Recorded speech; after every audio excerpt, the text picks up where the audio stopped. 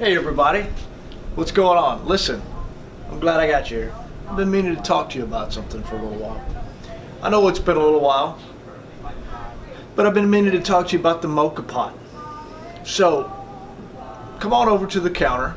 Let's talk about the Moka pot for a few minutes. I'm going to show you how to use one of these things. Come on. Alright guys, let's talk about the Moka pot.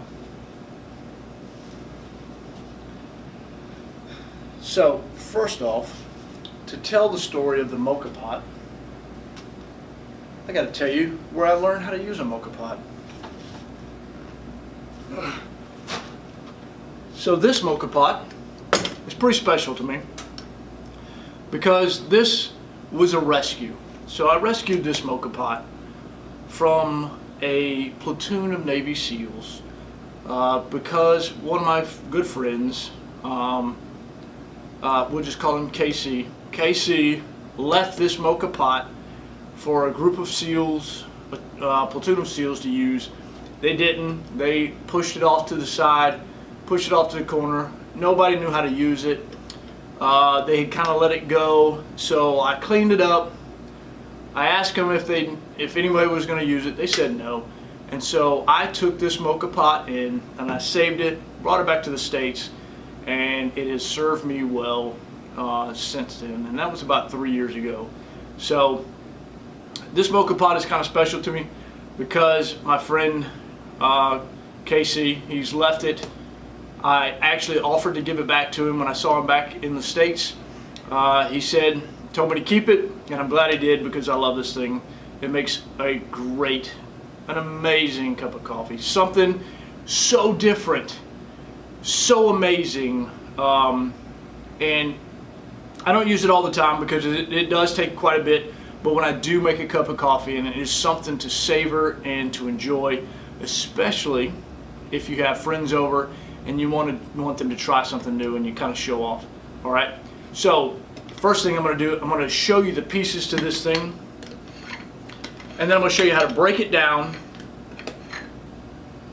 and then we're going to make a cup of coffee out of this thing. Right. So some people call this a stovetop espresso maker. Some people call it, it's called a Moka pot. It's actually, this brand is Italian. Most brands are modeled off the Italian stovetop espresso maker, Bioletti, and I'll leave the description to the Amazon where you can buy this on Amazon. I think the cost is around like $30, $35. You can get them in different sizes. This is the biggest one I've found so far. I do think that there is one that's bigger than this, but this is a 6-shot espresso maker. It's got the little Italian guy on there holding the finger up, not the middle finger, my number one finger, right? So it has 3 main parts, and then I'm going to break it down a little bit further. It's got the basket. This is what the espresso goes in. This is your water reservoir. And this is your coffee reservoir, and as I open it up, and I'll do some close-up shots, but this is what it looks like on the inside. It's got this kind of tower here in the middle, and this is where the coffee ends up, the espresso ends up. On the inside here you have another screen. This has a rubber seal that you can remove to clean it. Give me a sec, hold on. Almost got it. All right. It's fairly easy to remove, fairly easy. The seal comes off, the screen comes off, and then you can clean up on the inside, and that's it. Those are the pieces to this thing. Pretty simple. The amazing piece of one of these, I have another one of these that I use for camping. You can take this thing and set it right on top of some coals and make a great cup of coffee in the field. Some people may recognize this from a show called Generation Kill. They called it the Widowmaker because it does make some very strong coffee, makes some very strong tasting coffee. So if you have the chance, if you want to try something new, this piece of coffee making apparatus is the way to go. It's amazing, and later on in a few other series we're going to go over some different drinks to make with this Moka pot. Okay, So right now, the only thing you need with this is you need the coffee and you need a stovetop. All right, guys, bring it in close. Sit, kneel, bend if you have to. Quick 45, all right? Listen, so here's how to make the coffee in the Moka pot, all right? So we're gonna make coffee in the Moka pot. We're gonna start from bottom and go to top, okay? First thing you wanna do is remove your basket, okay? If you look inside, you look right here on the outside, there's a safety valve on the outside of the Moka pot. This is gonna create a lot of high pressure steam, so the safety valve is imperative on this thing. If you don't have a Moka pot with a safety valve, this is a feature you really wanna look for, okay? On the inside, you can't really see it here, but on the inside, there's a little line right beneath the safety valve. You never, ever, ever, ever, ever, repeat after me, never, ever, ever, fill your water up to the safety valve. You want to go right below the safety valve, okay? So, my suggestion is to use room temperature water. If you have warm water, that's better. Some people say to use cold water, but if you use cold water, it takes a lot more to heat the water up, and you'll end up burning the coffee. So it's better to use either room temperature or already warmed water, right? So I'm using some room temperature bottled water, and I'm gonna fill it up just to that safety valve. There's, like I said, this one has a little line right below it. I usually go right above that line, just to the safety valve, okay? Because I don't want that safety valve to be covered with water, just in case. Now, I'm gonna kind of set that to the side. Let's talk about the coffee grinds for this, right? Now, we do offer a finer grind of coffee because you do want a finer grind of coffee for this. That doesn't mean to say that you can't use regular coffee. You can still make a great cup of coffee with regular coffee, but we do suggest using a finer grind. Now, Cafe Bustelo is a very popular coffee to use in a Moka pot because they do have a finer grind. But you can find coffees in a grocery store that have an espresso grind that will be perfect for this, okay? And we'll get a little bit of a close-up so you can see what I'm talking about. Now today I'm gonna use my Colombian. Colombian coffee works amazing in this. And then I'm gonna fill my hopper up with my Colombian coffee. I'm gonna try not to make a mess here.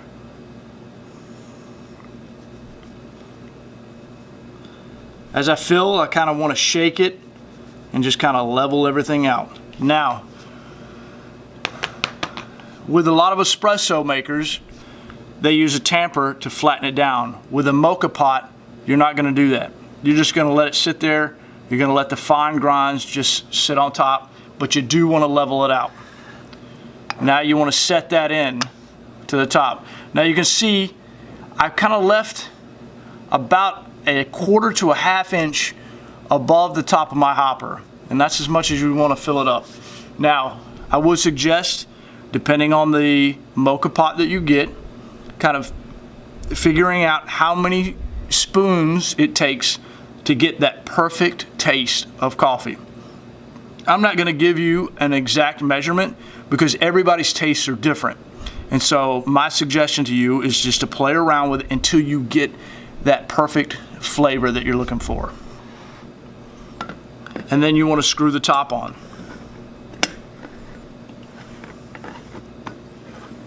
Once you screw the top on, make sure it's nice and tight on there, all right? If you don't get it tight in there, you're gonna have some gaps where the threads are. It's not gonna seat all the way down, and you're gonna release some of the pressure, right? You don't want that. You want the pressure to build up in here to push the steam and the hot water through the top and eventually get an amazing bit of coffee coming through the top here. All right, now let's move over to the stove top over there. All right, guys, hey, let's talk about placement on the stove top, okay? Because this is important. You got to think, you do have a plastic handle here. You do have a heating element, all right? So I usually turn my stovetop to a medium heat. You don't want to go any hotter because you don't want it to burn the coffee. You want it to come up, the heat to come up slowly, build that water pressure up slowly, and kind of savor that moment as the coffee comes up. One of my favorite parts of using a Moka pot is the anticipation of the coffee coming up through the top. And you'll see what I'm talking about here in a minute, because I'm going to give you guys a close-up. Now, once you get your stove top going, you want this plastic handle to be over, you don't want it to be over the heat.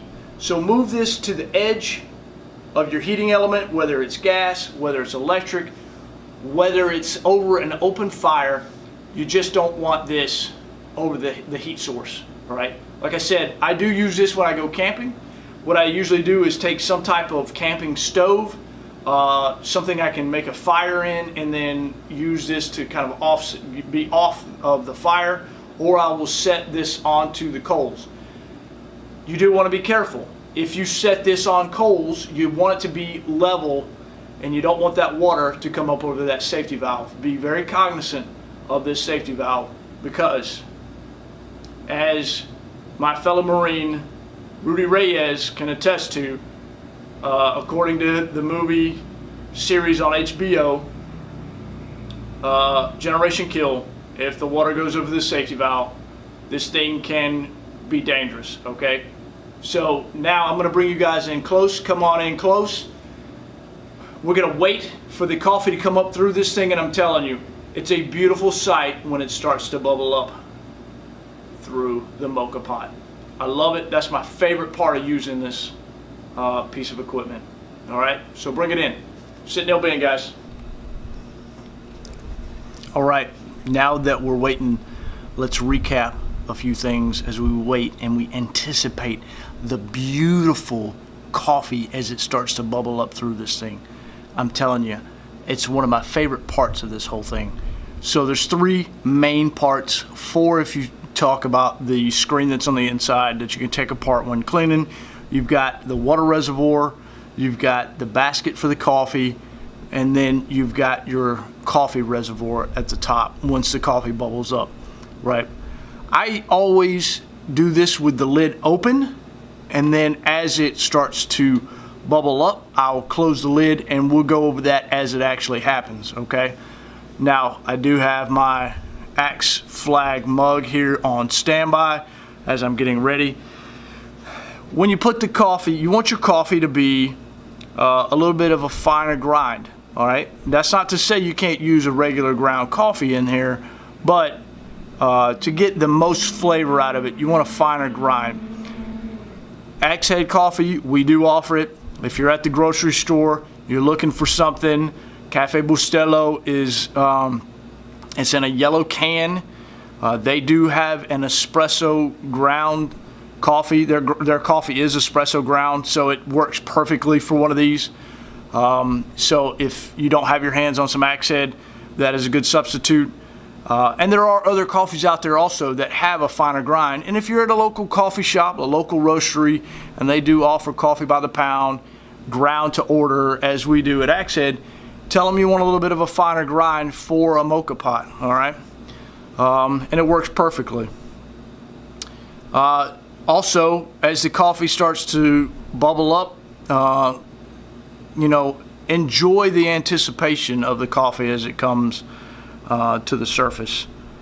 You always want to have your handle offset from the heat source, because you don't want that handle getting too hot, because you are going to be having to pick this thing up. And then some of the cheaper models, because you can get cheaper models, they work just fine, but some of the handles on the cheaper models aren't quite as sturdy as this Italian made one, and so if you have it right over the heat source, it could damage the handle. So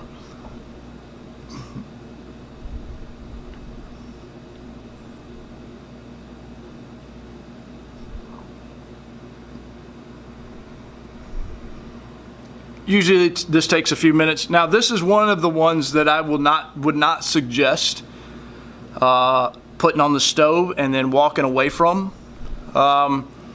This is, to me, is a wonderful Sunday morning brunch cup of coffee. It's a little bit stronger of a flavor, a much more robust flavor. This one is great for enjoying with cocktails, maybe some Baileys or something of that nature, some heavy cream, so because it does have a more robust flavor. So this is a great Sunday morning lazy day cup of coffee, but I wouldn't suggest putting this on the stove and then going and getting in the shower, and you'll see why here in just a minute. I can start to smell it here. Unfortunately, you guys can't smell it there, but I'm starting to smell it here, and then you'll see the coffee here in just a minute. It almost bubbles up just like some black gold, just like oil from the ground, and it's beautiful as it does.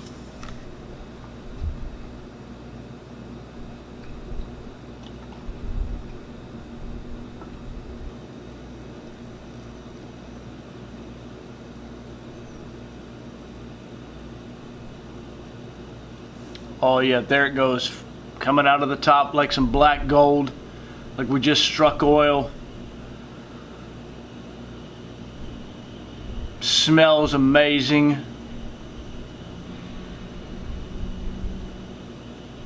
I mean, the anticipation of this, pouring it into the cup and enjoying this cup of coffee is all part of the experience with this Moka pot. Now I'm going to edit some of this time in between, but that took about 8 minutes from the time I put that on the stovetop to the time that it started bubbling out.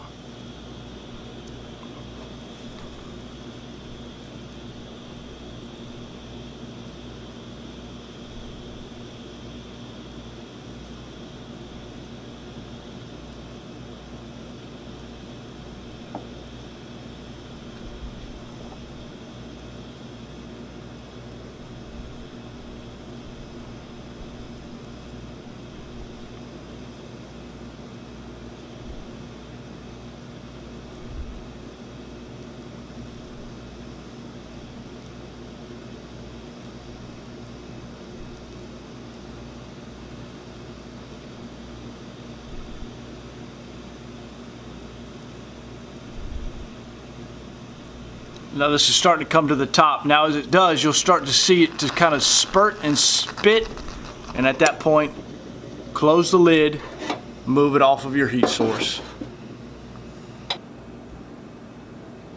Alright, so we moved it off the heat source, we moved it over to another one because remember this is still hot, so don't set this on the counter or the table. Alright, but at this point, it's done. This is probably one of the most amazing cups of coffee. This is a cheap way of making espresso. You don't have to go out and buy some fancy espresso machine. And look at this, man.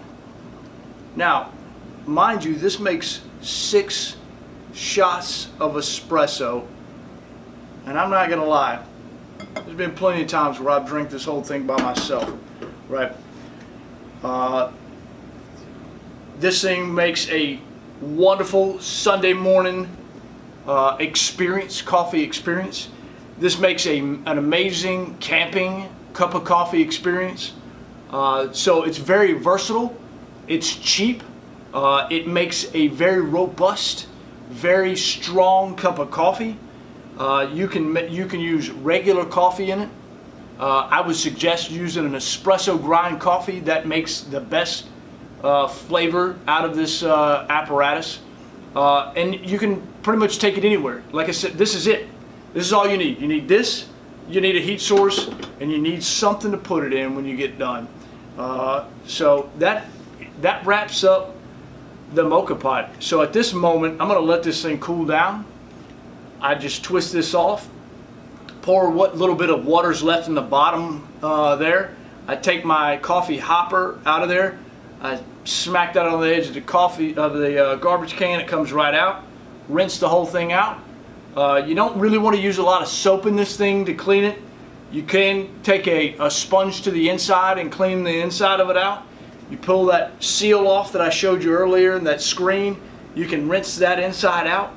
but you don't want to use a lot of soap in this thing, and then just let it sit and dry out. If you put the whole thing back together before you let it dry out, you will have some water left in the bottom, and you can get some grunge down in there, so you don't want to do that. You want to let this thing dry out really good before you put it back together and put it on the shelf. But I would absolutely suggest getting a Moka pot if you've never used one.